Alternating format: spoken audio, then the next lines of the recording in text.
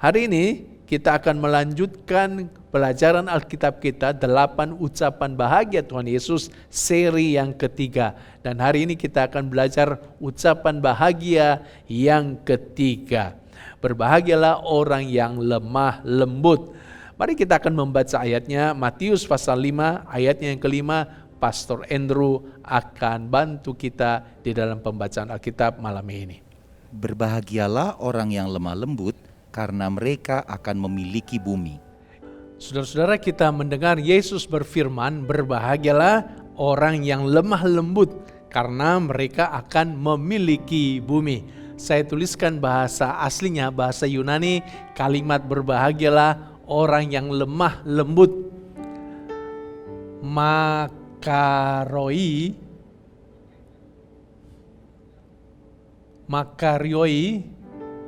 hoi price. Makarioi ini berasal dari kata makarios, itu dalam Alkitab bahasa Inggris diterjemahkan kata blessed.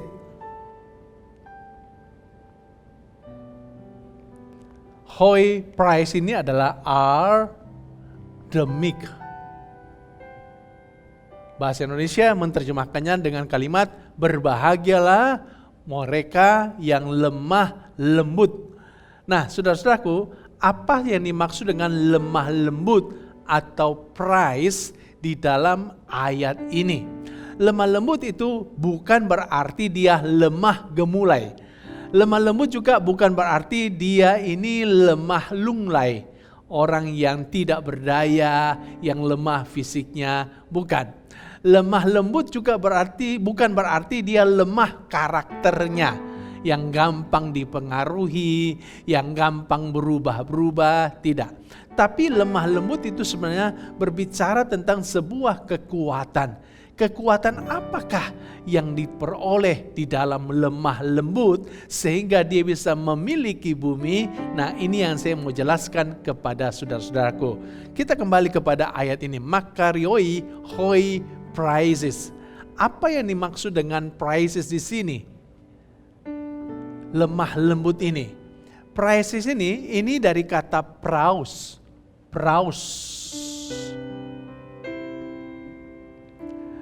Nah, menurut Aristoteles, kata praus ini terletak di tengah-tengah antara aorgisia dan orgilotes.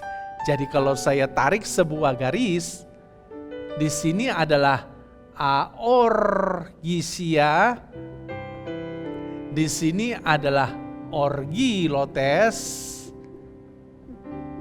Maka di tengah-tengahnya ini adalah praus atau lemah lembut, ya.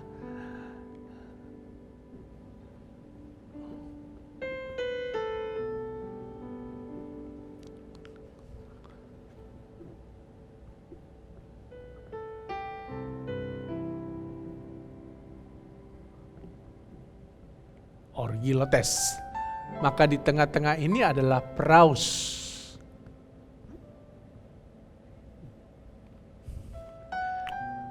Aorgisia ini adalah orang yang tidak pernah marah sama sekali.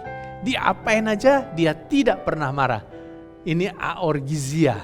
Sedangkan orgilotes ini adalah orang yang cepat marah, dikit-dikit marah. Orangnya pemarah, dan kalau dia marah, marahnya meledak-ledak.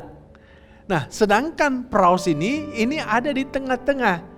Jadi kita bisa mengerti sekarang, ternyata orang yang lemah lembut bukan berarti dia orang yang tidak bisa marah.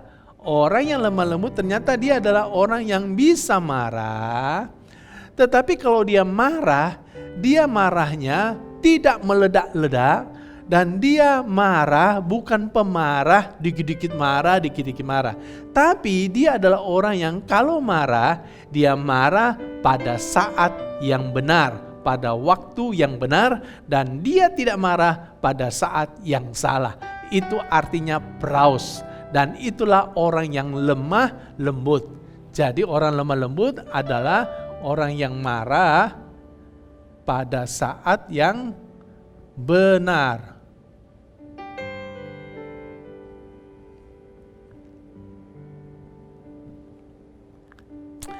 Nah, saudara-saudara yang kasih, kita belajar dari Tuhan Yesus. Tuhan Yesus berkata bahwa dia adalah orang yang lemah lembut. Coba kita dengar pengakuan Tuhan Yesus dalam Matius pasalnya yang ke-11 ayat 29. Pikulah kuk yang kupasang dan belajarlah kepadaku, karena aku lemah lembut dan rendah hati, dan jiwamu akan mendapat ketenangan. Jadi Yesus mengakui dirinya sebagai orang yang lemah lembut. Tapi kalau kita belajar Alkitab, kita menemukan ternyata di dalam beberapa kesempatan Yesus itu pernah marah. Jadi ternyata memang orang yang lemah lembut bukan berarti dia adalah orang yang tidak bisa marah. Orang lemah lembut juga orang yang bisa marah. Coba kita lihat, Tuhan Yesus marah di beberapa kesempatan. Dalam Markus 3 ayat 5, Yesus marah karena kedegilan hati orang-orang yang waktu itu mengikut dia. Sudah mengikut Yesus tapi masih degil hatinya, masih keras hatinya, masih kepala batu, tidak mau buka hati terima Tuhan. Yesus marah dengan mereka.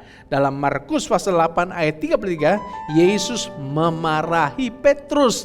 Kenapa Yesus marah kepada Petrus? Karena Petrus mau menghalangi Yesus untuk mati di kayu salib. Jadi waktu Yesus menyampaikan bahwa dia akan mati di kayu salib, maka Petrus menegur Yesus. Nah, Yesus marah kepada Petrus. Di dalam Markus pasal 10 ayat 13 sampai 14, Yesus memarahi murid-muridnya.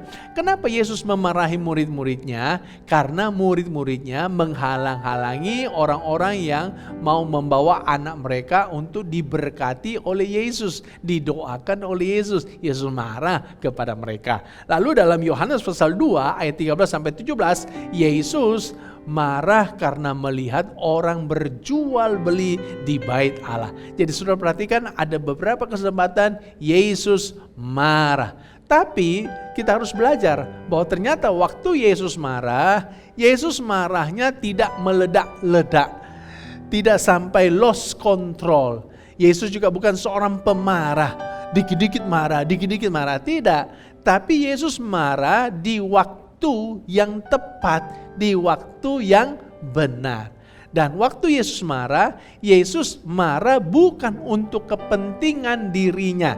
Jadi dia tidak marah karena orang menyinggung perasaannya, karena orang berbuat tidak adil kepadanya. Tidak, dia tidak marah karena itu. Coba perhatikan, waktu di kayu salib, Yesus tidak marah waktu di kayu salib.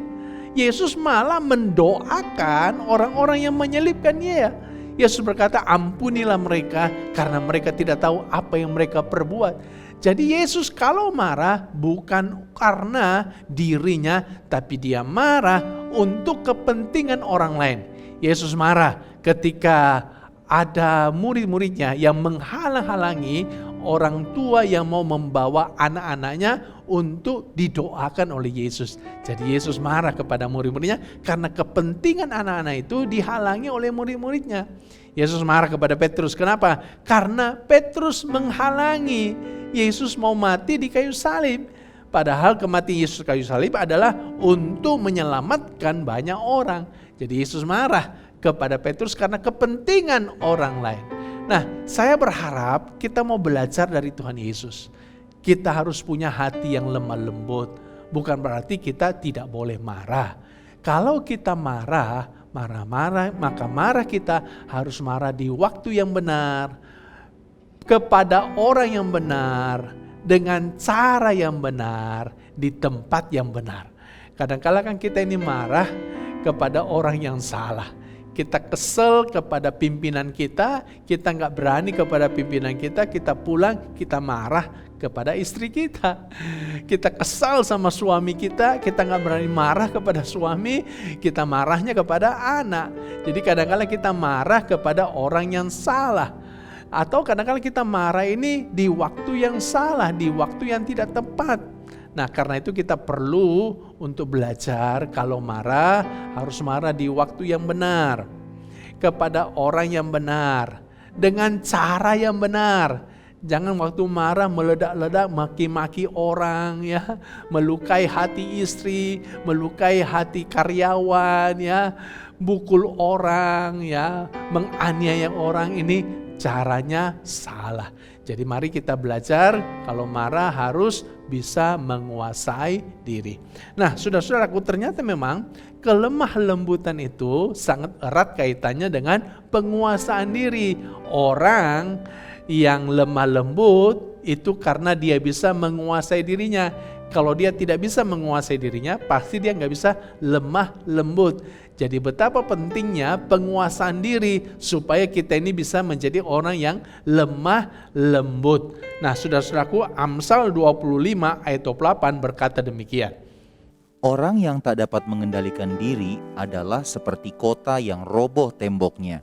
Orang yang tidak bisa mengendalikan diri seperti kota yang roboh temboknya. Apa yang terjadi kalau kota itu roboh temboknya?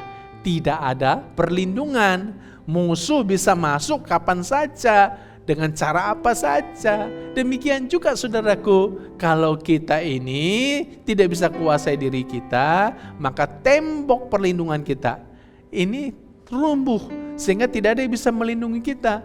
Kita dengan gampang diserang oleh iblis, diserang oleh penyakit, diserang oleh kata-kata yang menusuk kita, diserang oleh kuasa kegelapan. Kita gampang diserang, kita mudah hancur, kita mudah gagal, kita mudah jatuh. Nah, saudara-saudara, karena itu kita harus belajar menguasai diri kita sehingga ada perlindungan buat kita. Belajar dari Daud. Daud itu adalah orang yang pernah tidak menguasai dirinya. Waktu dia melihat Batseba lagi mandi dan dia tergoda dan dia tidak bisa menguasai dirinya, dia kemudian memanggil Batseba datang ke istananya. Juga kemudian dia tidak bisa menguasai dirinya waktu dia tahu Batseba ternyata adalah istrinya Uria. Lalu kemudian dia membuat rekayasa untuk membunuh Uria suami Batseba. Sehingga sudah lihat kemudian masalah mulai datang di dalam hidup Daud, khususnya dalam keluarga Daud. Coba sudah lihat, temboknya rubuh, tidak ada lagi perlindungan untuk Daud dan keluarganya. Sehingga sudah lihat terjadilah masalah, terjadilah kematian di dalam keluarga Daud. Dan anak-anak Daud mereka kemudian saudaraku saling saling membunuh. Dan juga kemudian ada anak Daud yang memberontak, mengadakan kudeta. Wah, ini kasihan sekali. Itu semua terjadi karena Daud tidak bisa menguasai dirinya.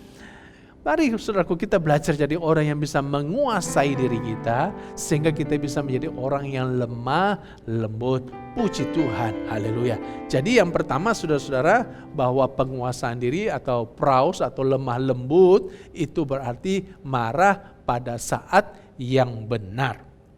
Yang kedua, ternyata praus juga ini dipakai kepada hewan yang berhasil dijinakkan dan sudah bisa dikendalikan. Itu digunakan kata praus. Nah, ternyata orang yang lemah lembut atau praus itu adalah orang yang mau dikendalikan, tunduk dan taat kepada tuannya. Itu lemah lembut. Itulah sebabnya saudaraku, kita menemukan orang yang lemah lembut, dia tidak pernah memberontak. Orang yang lemah lembut tidak pernah itu menjadi provokator. Orang yang lemah lembut itu tidak pernah membuli orang. Orang yang lemah lembut tidak pernah membangkang perintah atasan. Orang yang lemah lembut itu selalu tunduk dan taat. Karena memang begitu karakternya orang yang lemah lembut. Ya. Jadi yang kedua, orang lemah lembut itu adalah orang yang tunduk, taat kepada tuannya. Nah, saudara-saudara, di hadapan Tuhan kita harus punya hati yang lemah lembut. Kita harus menjadi umat yang lemah lembut. Artinya apa? Artinya kita mau dikendalikan hidup kita oleh Tuhan. Dan kita mau tunduk dan taat kepada Tuhan. Itu artinya kita lemah lembut di hadapan Tuhan. Dan saya berdoa biar kita punya karakter yang seperti ini. Karena kalau kita mau selalu dikendalikan oleh Tuhan, kita mau tunduk dan taat kepada perintah Tuhan, maka Tuhan pasti akan selalu membawa kita ke jalannya yang penuh dengan keberuntungan, keberhasilan, ke jalannya yang benar, ke jalan yang penuh dengan keselamatan. Nah, cuma sayangnya kan kita ini kadang-kadang tidak mau tunduk dan taat kepada Tuhan. Kita nggak mau dikendalikan oleh Tuhan. Kita lebih suka dikendalikan oleh diri kita sendiri. Kita suka membangkang kepada perintah Tuhan. Ya, coba ada banyak kan ibu-ibu saudaraku ya, tidak mau mempraktekkan tunduklah kepada suamimu. Padahal ini kan perintah Tuhan. Nah, itulah sebabnya ketika istri tidak tunduk kepada suami, masalah banyak muncul dalam keluarga. Ya, ada banyak suami kan juga tidak mengasihi istrinya. Padahal ini kan perintah Tuhan. Dan ketika suami tidak mengasihi istri, istri tidak tunduk kepada suami, maka konflik terbuka akan terjadi. Dan rumah tangga pasti akan bermasalah.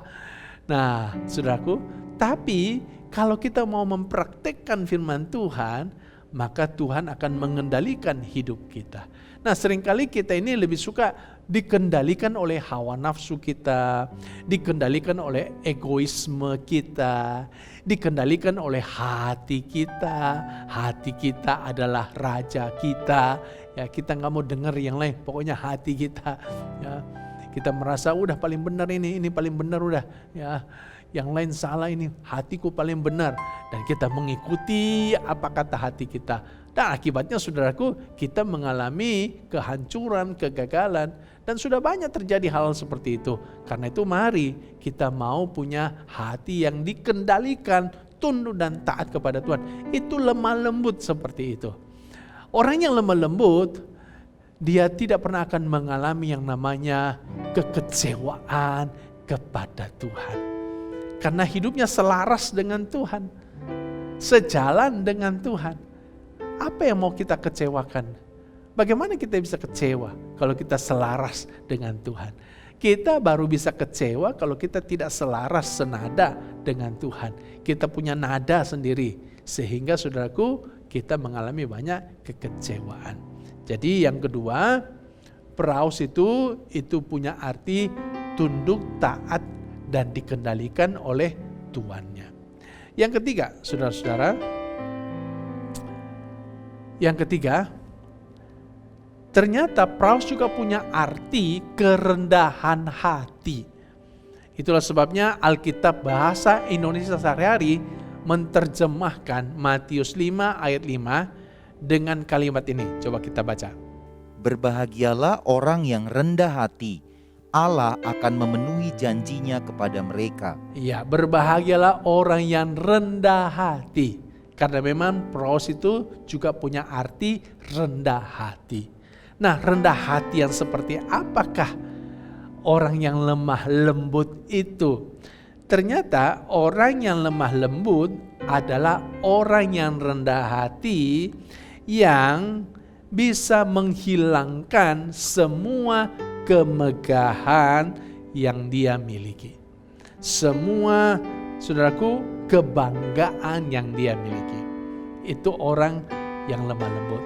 Sehingga orang yang lemah lembut, dia tidak menonjolkan kebanggaannya, kemegahannya. Ya. Saudara perhatikan orang yang lemah lembut itu, ya, dia tidak pernah memposting pencapaian-pencapaiannya.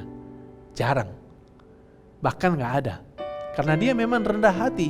Dia selalu menghilangkan semua kebanggaannya. Nah, hati-hati dengan saudaraku media sosial. Karena media sosial kadangkala bisa mengumbar kesombongan kita tanpa kita sadari. Ya. Ketika kita memposting pencapaian-pencapaian kita, keberhasilan kita di studi, keberhasilan kita dalam pelayanan, keberhasilan kita dalam karier, keberhasilan kita dalam bisnis, apa yang sudah kita kerjakan, saudara-saudaraku kita posting di media sosial, hati-hati saudara-saudaraku ya. Karena kalau kita tidak, saudaraku, hati-hati, tanpa sadar kita telah memblow up kesombongan kita, keangkuhan kita. Karena memang kita melakukannya untuk memuliakan diri kita. Tapi kalau kita memposting keberhasilan kita, pencapaian kita, tujuannya adalah supaya Tuhan dimuliakan, supaya Tuhan dipuji, supaya Tuhan diagungkan. Nah, saudaraku, menurut saya itu it's okay. Yang berbahaya adalah ketika motivasi kita adalah untuk diri kita sendiri. Nah, saudara, kita kembali bahwa ternyata orang yang lemah lembut, dia adalah orang yang rendah hati, yang menghilangkan semua kebanggaan kemegahannya. Apa yang saudara banggakan hari ini? Apa yang saudara megahkan? Ya, karirmu, kuliahmu, mungkin kau lulusan terbaik di kuliahmu, ya, IP-mu tinggi, ya. Apa pencapaian sudah alami, ya, saudaraku? Nah, semua pencapaian kita baik kalau itu mendatangkan motivasi bagi kita untuk kita lebih lagi.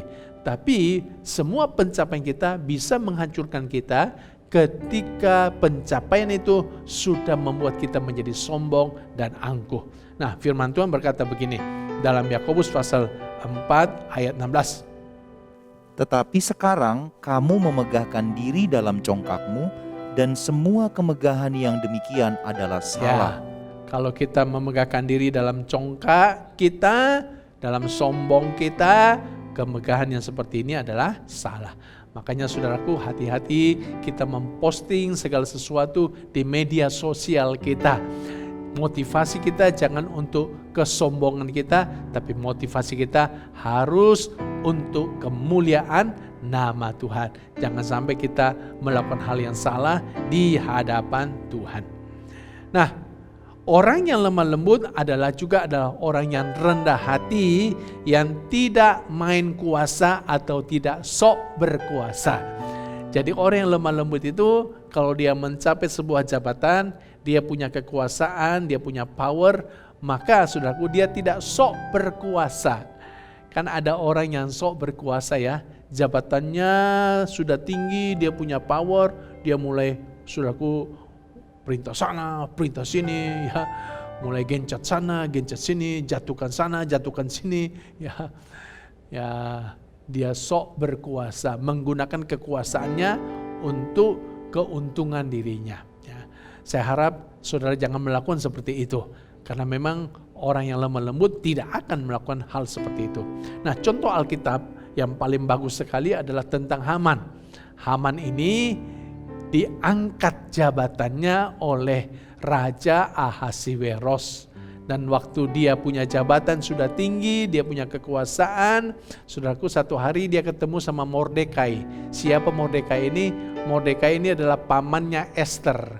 Dan ternyata Mordekai tidak tunduk, tidak hormat, tidak sujud kepada Haman. Tersinggung perasaannya Haman.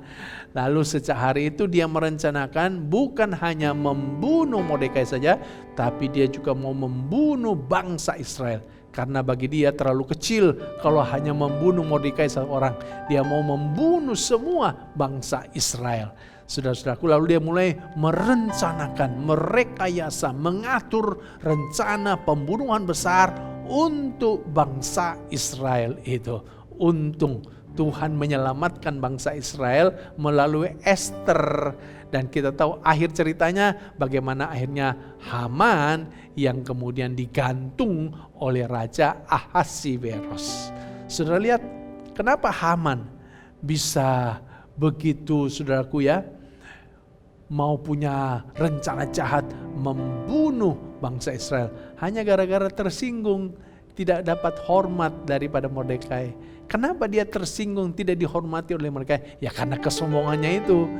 Lalu kemudian dia mulai sok menggunakan kuasa untuk menghancurkan orang. Tentunya pengalaman Haman jangan kita gunakan dalam hidup kita, dalam pelayanan kita, atau dalam karier kita. Kalau hari ini saudara karier sukses berhasil, diangkat oleh Tuhan, punya jabatan di dalam kantor saudara, di perusahaan saudara, gunakanlah itu untuk memberkati orang, bukan untuk menjatuhkan orang. Haleluya, puji Tuhan. Nah, orang yang lemah lembut, dia rendah hati dan dia tidak sok berkuasa. Yang keempat, saudaraku. Jadi yang ketiga tadi adalah lemah lembut itu sama dengan kerendahan hati.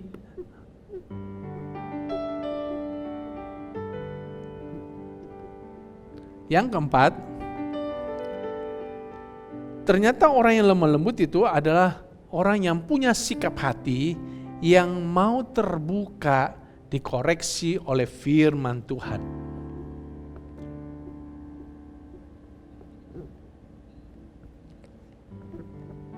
Yang terbuka dan dikoreksi oleh firman Tuhan.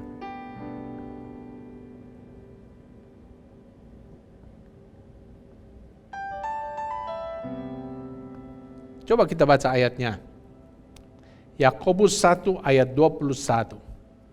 Sebab itu buanglah segala sesuatu yang kotor dan kejahatan yang begitu banyak itu, dan terimalah dengan lemah lembut firman yang tertanam di dalam hatimu, yang berkuasa menyelamatkan jiwamu. Terimalah dengan lemah lembut firman yang tertanam di dalam hatimu. Nah, orang yang lemah lembut itu memang hatinya selalu terbuka untuk firman Tuhan. Orang yang keras hati, hatinya selalu tertutup untuk firman Tuhan. Nah, saya harap saudara menjadi orang yang lemah lembut, yang selalu terbuka hatimu. Hatimu menjadi tanah yang gampang dibaca, saudaraku, dan gampang ditaburkan oleh firman Tuhan. Karena selalu terbuka oleh firman Tuhan. Dan juga bukan hanya terbuka, tapi mau dikoreksi oleh firman Tuhan. Kalau saudara dengar khotbah di gereja atau dengar khotbah di program ini, jangan saudara merasa dihakimi oleh khotbah saya. Jangan saudara merasa didiskreditkan oleh khotbah saya. Saudara-saudaraku, kalau saudara masih mendengar khotbah ini dan saudara ditegur oleh khotbah, itu karena Tuhan sayang kepada saudara-saudara. Bukan karena saya mau menghakimi saudara, tapi karena saya mengasihi saudara. Nah, kalau kita memberikan respon yang benar, kita buka hati dan kita mau berubah, maka saudaraku pasti firman akan mengubahkan kita. Tapi kalau kita mengeraskan hati kita, tidak mau berubah, firman juga tidak akan mengubahkan kita. Tergantung hatimu sekarang. Saya berharap saudara menjadi orang yang lemah lembut, karena kalau saudara lemah lembut, hatimu pasti selalu terbuka kepada firman Tuhan. Karena kan firman Tuhan memang selalu menegur kita, karena dia menegur kesalahan. Firman Tuhan juga memperbaiki kelakuan. Ya. Jadi saudara-saudara, bersyukur kalau hari ini kita masih mendengarkan firman Tuhan. Jadi kalau firman Tuhan berkata, tubuhmu adalah bait Allah, Roh Kudus diam di dalamnya, gunakan tubuhmu untuk hal-hal yang menyenangkan hati Tuhan. Persembahkanlah tubuhmu sebagai korban yang hidup, yang berkenan kepada Tuhan. Nah, biar firman ini saudara terima. Jadikan tubuhmu sebagai korban yang hidup. Jangan rusak tubuhmu dengan narkoba, dengan hal-hal yang dugem, dengan alkohol. Itu kan semua merusak tubuh kita. Kita ini harus memelihara tubuh kita karena bait Allah, Roh Kudus diam di dalamnya. Dan kita jadikan tubuh kita ini sebagai korban yang hidup. Kita persembahkan di hadapan Tuhan untuk melakukan hal-hal yang positif, memuliakan Tuhan. Ya, bersaksi, berdoa, beribadah, ini kan hal-hal yang positif, memuliakan Tuhan. Nah saudara-saudara, jadi kita harus punya hati yang lemah lembut supaya kita mau terbuka kepada firman Tuhan. Nah kita melihat 4 kekuatan daripada orang yang punya karakter lemah lembut. Yang pertama, dia marah pada saat yang benar dan dia tidak marah di saat yang salah. Yang kedua, dia tunduk, taat, dikendalikan oleh tuannya, oleh Tuhan kita. Yang ketiga, dia memiliki kerendahan hati. Yang keempat, dia memiliki sikap hati yang terbuka dan selalu mau dikoreksi oleh firman Tuhan. Nah, karena memiliki 4 kekuatan inilah, makanya firman Tuhan berkata begini. Coba kita baca lagi ayat ini, Matius 5 ayat 5. Berbahagialah orang yang lemah lembut, karena mereka akan memiliki bumi. Kenapa berbahagia orang yang lemah lembut? Karena mereka akan memiliki bumi. Kata memiliki ini lebih tepat terjemahnya mewarisi bumi. Jadi orang yang lemah lembut Alkitab katakan akan mewarisi bumi. Nah, apa yang dimaksud dengan mewarisi bumi? Ada yang menafsirkan mewarisi bumi itu artinya akan menjadi sukses, berhasil, menguasai bumi ini. Saudara-saudara, saya kurang setuju dengan tafsiran ini. Karena tafsiran ini terlalu materialistis. Nah, buktinya adalah Yesus. Yesus kan orang yang lemah lembut. Tapi Yesus ternyata tidak mengutamakan materialis di dalam menguasai bumi. Yesus kan tidak sukses, tidak kaya raya di atas muka bumi. Kan tidak seperti itu Yesus. Yesus malah dalam usia 33 tahun dia mati di kayu salib. Tapi kematiannya telah menyelamatkan banyak orang. Jadi saudaraku, kalau ada tafsiran bahwa mewarisi bumi artinya bisa menguasai bumi, sukses berhasil di bumi, menurut saya ini tafsiran yang kurang tepat. Musa misalnya, Musa juga Alkitab katakan orang yang paling lembut hatinya. Tapi ternyata Musa bahkan tidak diizinkan Tuhan masuk ke tanah perjanjian. Jadi tidak mewarisi bumi ini. Ya, jadi saudaraku, tafsiran bahwa mewarisi bumi adalah memiliki bumi dengan seluruh kekayaannya ini kurang tepat. Lalu tafsiran apa yang tepat menurut saya? Bumi yang dimaksudkan di sini ini adalah kerajaan 1000 tahun. Karena memang kerajaan 1000 tahun itu akan didirikan di atas muka bumi ini. Dan pada waktu kerajaan 1000 tahun terjadi, iblis itu akan dibelenggu selama 1000 tahun. Dan di masa 1000 tahun itu kita ini akan mengalami damai yang luar biasa. Dan pada masa 1000 tahun memang kita orang percaya nanti akan ikut memerintah bersama-sama dengan Kristus. Jadi yang dimaksud dengan mewarisi bumi, memiliki bumi, ini adalah kita memerintah bersama-sama dengan Kristus di kerajaan 1000 tahun. Saya berharap supaya semua kita bisa ikut memerintah bersama-sama dengan Kristus di kerajaan 1000 tahun. Dan salah satu syaratnya ternyata adalah berbahagialah orang yang lemah lembut, yang praise ini atau yang praus ini. Kiranya saudara-saudara adalah orang yang praise atau orang yang praus. Tuhan memberkati, Tuhan menolong kita semuanya. Haleluya. Kita akan naikkan sebuah lagu.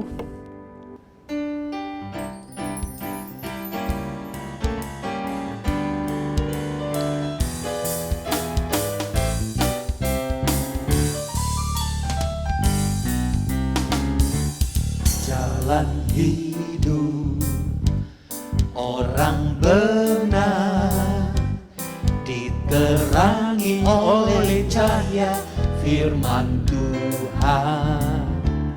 Jalan hidup orang benar semakin terang hingga rembang tengari. Apabila ia jatuh, tidaklah dibiarkan sampai tergeletak, sebab tangan Tuhan jua yang menopangnya dan membangunkan dia kembali. Jalan hidup, jalan hidup Amin. Orang benar diterangi oleh cahaya firman Tuhan. Amin. Jalan hidup orang benar semakin terang hingga rembang tengah hari.